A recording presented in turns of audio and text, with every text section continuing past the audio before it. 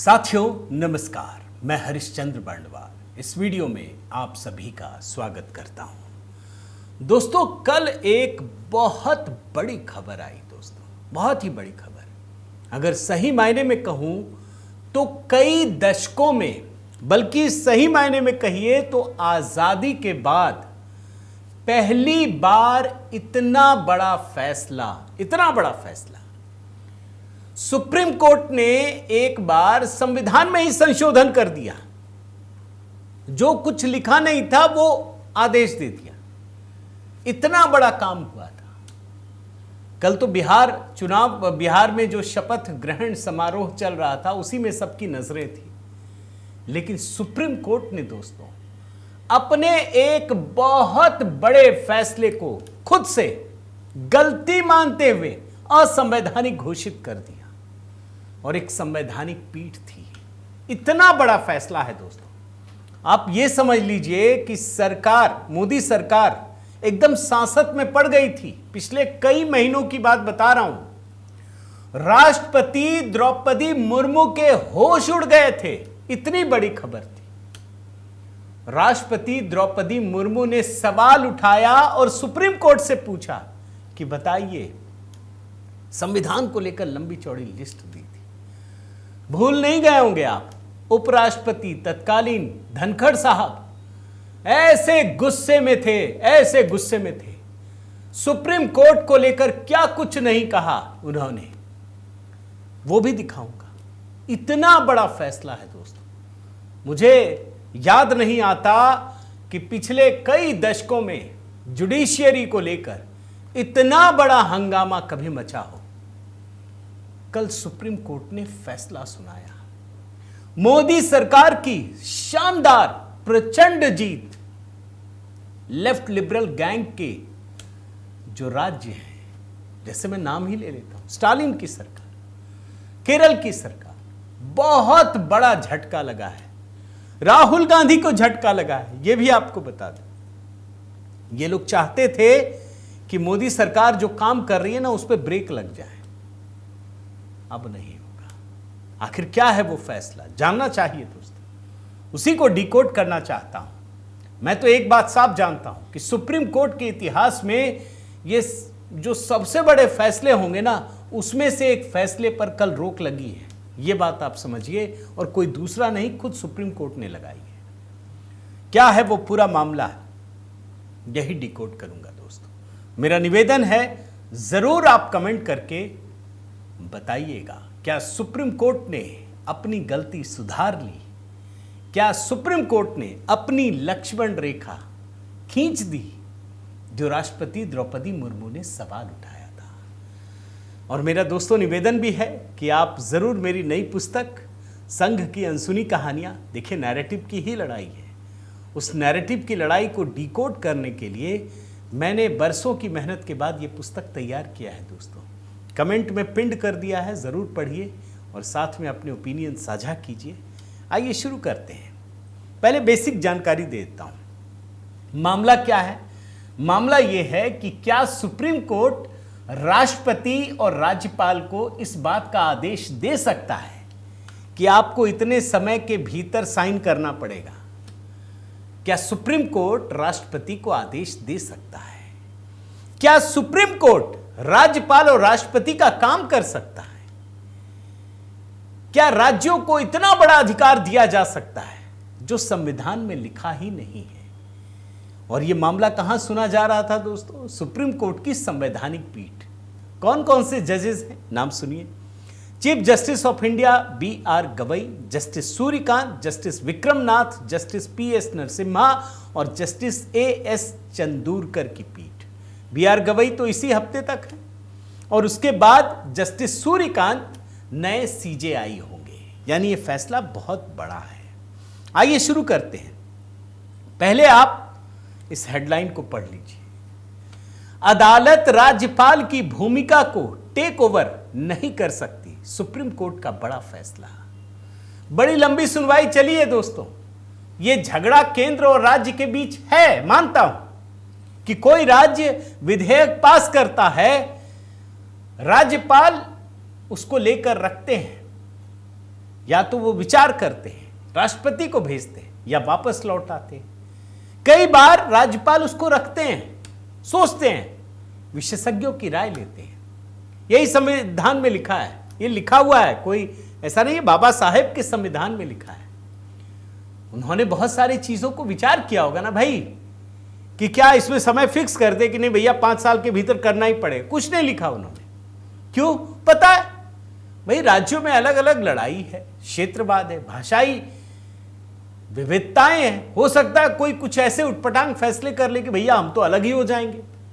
जैसे अभी तमिलनाडु में चल रहा था ना कि हम हिंदी को बैन कर देंगे। बताइए, बोलेंगे हम फ्रेंच पढ़ाएंगे, अंग्रेजी पढ़ाएंगे, हिंदी बैन कर देंगे। ऐसा मतलब अपनी ही देश की भाषा को आप रोक देंगे तो हिंदी वाले भी लिख देंगे, तो सारे अलग अलग कर दें तो फिर तो देश बचा क्या? फिर भारत कहां है? फिर तो सब अलग अलग देश हो जाएंगे। तो क्या ऐसे विधेयक को आप साइन कर दें, बाध्य कर दें? सुप्रीम कोर्ट ने कहा है दोस्तों कि जो राज्यपाल की भूमिका है वो राज्यपाल ही तय करेंगे।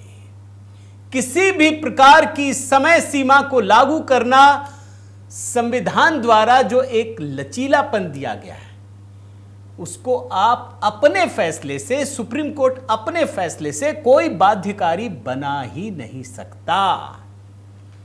और जानते हैं ना दोस्तों, राष्ट्रपति ने आर्टिकल 143 के तहत संविधान में दिया गया है, उसमें राष्ट्रपति द्रौपदी मुर्मू ने सवाल पूछा था सुप्रीम कोर्ट से कि आपने जो फैसला सुनाया है जरा उस पर आप हमें बताइए कि क्या सुप्रीम कोर्ट अब राष्ट्रपति को आदेश देगा, राज्यपाल को आदेश देगा कि आप इतने समय में कीजिए। सुप्रीम कोर्ट ने कल इस बात का फैसला लिया, बताया, संवैधानिक पीठ है जैसा मैंने कहा था दोस्तों, कि कोई भी अदालत गवर्नर और राष्ट्रपति के लिए टाइमलाइन निर्धारित नहीं कर सकती। ये अदालतें नहीं कर सकती। ये मामला दोस्तों अभी चूंकि इनका चीफ जस्टिस BR गवई साहब जो हैं वो रिटायर होने वाले हैं 23 तारीख को, उनको फैसला देना था। सुनवाई उन्हीं की बेंच में हुई, 5 जजों की संवैधानिक पीठ थी, मैंने नाम बताया। 10 दिनों तक लगातार सुनवाई हुई। 11 सितंबर को अपनी राय को रिजर्व कर लिया और तब जाकर के संवैधानिक पीठ ने एकदम स्पष्ट कहा कि राज्यपाल के पास 3 प्रकार के अधिकार हैं, 3 संवैधानिक विकल्प हैं। या तो वो मंजूरी देंगे, राष्ट्रपति के पास भेजेंगे, विधानसभा को वापस भेजेंगे, लेकिन आप अनंत काल के लिए रोक कर नहीं रख सकते। लेकिन सवाल तो यह भी है ना कि आप याद कीजिए राजीव गांधी के समय, याद कीजिए, उसमें ज्ञानी जेल सिंह राष्ट्रपति थे, उन्होंने उसको रख लिया। राजीव गांधी ने एक बिल पास किया, डाक बिल। उसमें यह था कि सरकार चाहे तो किसी की भी चिट्ठी को पढ़ सकती है। ज्ञानी जेल सिंह के पास पहुंचा, उन्होंने उसको रख लिया, ना साइन किया, ना वापस भेजा, ना रिजेक्ट किया, कुछ नहीं किया। आज भी पड़ा हुआ है, आपको बता देता हूं, आज भी राष्ट्रपति के पास ही है, वो कानून लागू नहीं हुआ। तो ये अधिकार तो संविधान ने ही दिया है, लेकिन सुप्रीम कोर्ट ने कहा कि सामान्य परिस्थितियों में आपको साइन करना चाहिए। अच्छा, कल सुप्रीम कोर्ट ने एक और बड़ी बात कही दोस्तों। ये जो विपक्षी राज्य है ना, कुछ राज्य, उन्होंने तर्क दिया कि अगर राज्यपाल विधेयक जो पारित होके जाते हैं, अगर वो साइन नहीं करते हैं तो एक समय सीमा दे दीजिए और उसके बाद वो डीम्ड असेंट, मतलब ये मान लिया जाएगा कि आपने स्वीकृति दे दी है। CJI गवई ने क्या कहा सुनिए, मैं कोट अनकोट में पढ़ता हूं। डीम्ड असेंट का अर्थ होगा कि कोई दूसरी संस्था राज्यपाल की भूमिका संभाल ले। यह शक्तियों के पृथक्करण मतलब सेपरेशन ऑफ पावर्स के खिलाफ है। हमें कोई हिचक नहीं कि यह एक संवैधानिक प्राधिकारी के कार्यों का अधिग्रहण है।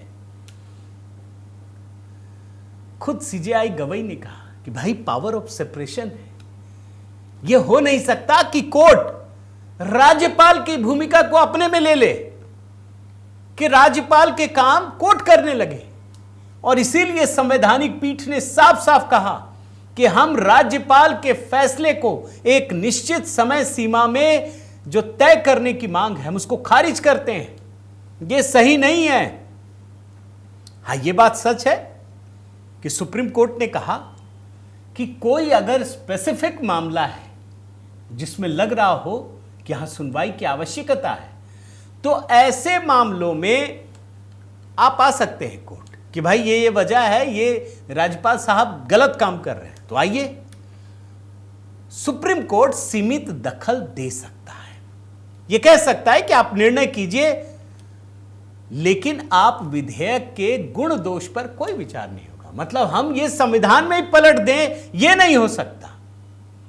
जानते हैं दोस्तों, सुप्रीम कोर्ट ने जो कहा है ना, वो ऐतिहासिक फैसला है।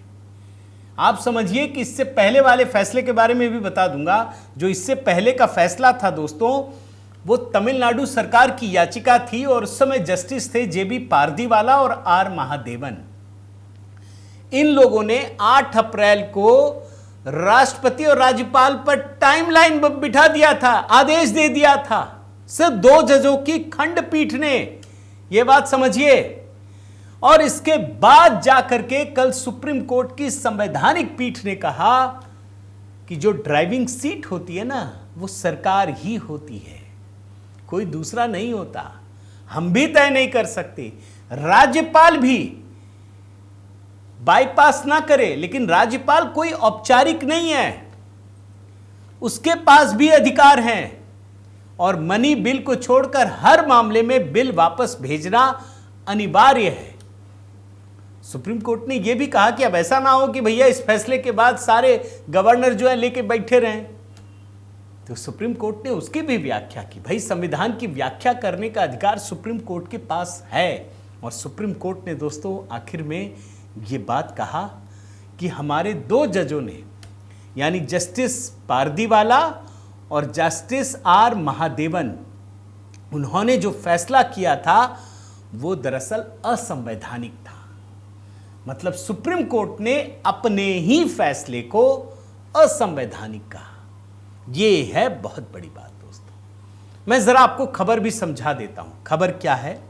खबर यह है दोस्तों कि तमिलनाडु सरकार सुप्रीम कोर्ट आई। उसने कहा कि हमने कई विधेयक पारित किए हैं, लेकिन राज्यपाल साहब सबको लेके बैठ गए हैं, वो साइन ही नहीं कर रहे।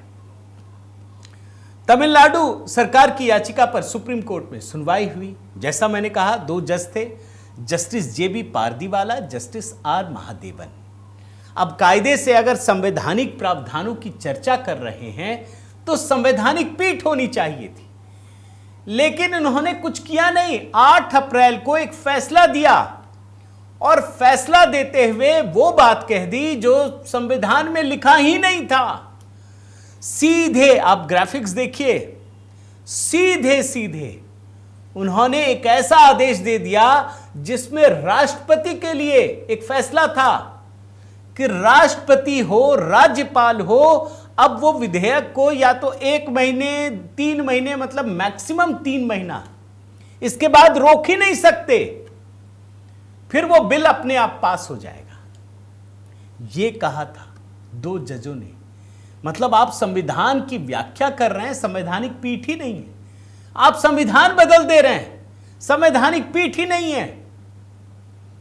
आप सोचिए। और ये लाया कहां से दोस्तों, ये भी मैं आपको बताता हूं। पाकिस्तान से। पाकिस्तान के सुप्रीम कोर्ट से लेकर प्रेरणा जस्टिस पारदीवाला कहते हैं, उदाहरण के लिए पाकिस्तान के संविधान की बात वो करते हैं। आप समझिए। आप देखिए, मैं आपको वो हिस्सा दिखा देता हूं। Supreme Court cites Pakistan constitution to set deadline for assent to bills. आप देख रहे हैं दोस्तों, सुप्रीम कोर्ट ने जो फैसला सुनाया उसके बाद यह हुआ दोस्तों कि बिना राज्यपाल की सहमति के तमिलनाडु के 10 विधेयक कानून बन गए। यह जो खबर आप देख रहे हैं ना दोस्तों, आजाद भारत के इतिहास में कभी नहीं हुआ। यह बात आप समझ लीजिए। बिना राज्यपाल के हस्ताक्षर के 10 विधेयक बन गए, कभी नहीं हुआ। इसीलिए मैं कह रहा हूं, आजाद भारत के इतिहास का ये सबसे बड़े फैसलों में से एक है। 2 जजों ने मिलकर संविधान बदल दिया। इतना बड़ा काम किया गया, लेकिन मैं दाद देता हूं, मोदी सरकार ने पूरा धैर्य रखा।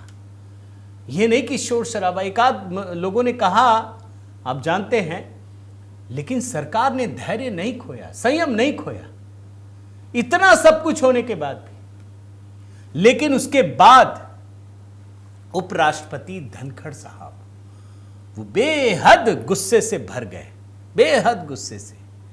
उन्होंने क्या क्या कहा था आप भी जानते हैं, आप जानते हैं ना, देख रहे हैं। ऐसी कल्पना नहीं थी कि जहां जज बनाएंगे, बड़े सारे बयान है, मैं बयान दोबारा नहीं निकाल रहा, कई बार सुना चुका हूं। उपराष्ट्रपति ने कहा उस समय तत्कालीन, अब जज विधायी चीजों पर फैसला करेंगे, वे ही कार्यकारी जिम्मेदारी निभाएंगे और सुपर संसद के रूप में काम करेंगे। उनकी कोई जवाबदेही भी नहीं होगी, क्योंकि इस देश का कानून उन पर लागू ही नहीं होता। इतनी बड़ी बात कही थी उपराष्ट्रपति ने। भाई मेरी असहमति भले हो, लेकिन इस मामले में मैं सहमत था उनसे। उन्होंने बहुत बड़ी बात कही थी। उन्होंने यह भी कहा था दोस्तों कि अदालतें राष्ट्रपति को आदेश नहीं दे सकती, नहीं दे सकती। उपराष्ट्रपति ने कहा हम ऐसे हालात नहीं बना सकते जहां अदालतें राष्ट्रपति को निर्देश दें। धनखड़ ने कहा कोट अनकोट में, राष्ट्रपति भारत का सबसे ऊंचा संवैधानिक पद है जो संविधान की रक्षा की शपथ लेता है। अब उसे अदालत से निर्देश मिल रहे हैं। क्या हमने इस दिन के लिए लोकतंत्र की स्थापना की थी? और जो अनुच्छेद 142 है जिसमें कोर्ट को विशेष अधिकार मिला है, जानते क्या कहा था उस समय तत्कालीन उपराष्ट्रपति धनखड़ ने? कि ये तो आप समझिए कि सुप्रीम कोर्ट को 24/7 एक न्यूक्लियर मिसाइल मिल गया है अपने ही देश की लोकतांत्रिक शक्तियों के खिलाफ। मतलब लोकतंत्र के ही खिलाफ इसने एक मिसाइल की तरह इस्तेमाल करना शुरू कर दिया है। जो अधिकार मिला नहीं है वो अधिकार कुछ भी बोल दो और किसी के प्रति आपकी जवाबदेही नहीं। यह कहा था दोस्तों उपराष्ट्रपति उस समय धनखड़ साहब ने। और इसी के बाद राष्ट्रपति द्रौपदी मुर्मू ने 14 सवाल पूछे थे बड़े संयम तरीके से कि क्या सुप्रीम कोर्ट ऐसी चीजें कह सकता है जो संविधान में है नहीं? क्या सुप्रीम कोर्ट राष्ट्रपति को आदेश देगा? क्या सुप्रीम कोर्ट वो सारे प्रावधान में निकाल लेगा जो संविधान में है ही नहीं? 14 सवाल थे जिस पर सुनवाई हुई दोस्तों। उस सुनवाई को रोकने के लिए भी तमिलनाडु की सरकार पहुंची थी। बड़े बड़े वकील लगे थे ये सारे। मैं क्या कहूं उन वकीलों के बारे में। संवैधानिक पीठ बैठी थी जिसमें BR गवई साहब, justice Suryakant, justice Vikram Nath, justice PS Narasimha, justice AS चंदूरकर की पीठ। 10 दिनों तक सुनवाई हुई और कल जाकर के फैसला आया। मैं तो मानता हूं दोस्तों कि चलिए सुप्रीम कोर्ट ने अपनी गलती मान ली, अपने ही फैसले को असंवैधानिक बताया, लेकिन मैं मानता हूं कि मोदी सरकार ने जिस संयम के साथ काम लिया उसमें आखिरकार उनकी प्रचंड जीत हुई ही। बाकी आपके राय की ज़रूर इंतज़ार रहेगा दोस्तों। आप कमेंट करके बताइए सुप्रीम कोर्ट ने सही किया, आप क्या सोचते हैं। साथ ही आपसे निवेदन है दोस्तों कि अगर आपने चैनल सब्सक्राइब नहीं किया है तो ज़रूर कीजिए, लाइक कीजिए, बेल आइकन दबाइए। और हाँ, HB मेलोडी, उसके साथ दोस्तों मेरी नई पुस्तक संघ की अनसुनी कहानियाँ कमेंट में पिंड कर दिया है। देखिए, बताइए कैसा लगा। बहुत बहुत धन्यवाद। जय सिया राम।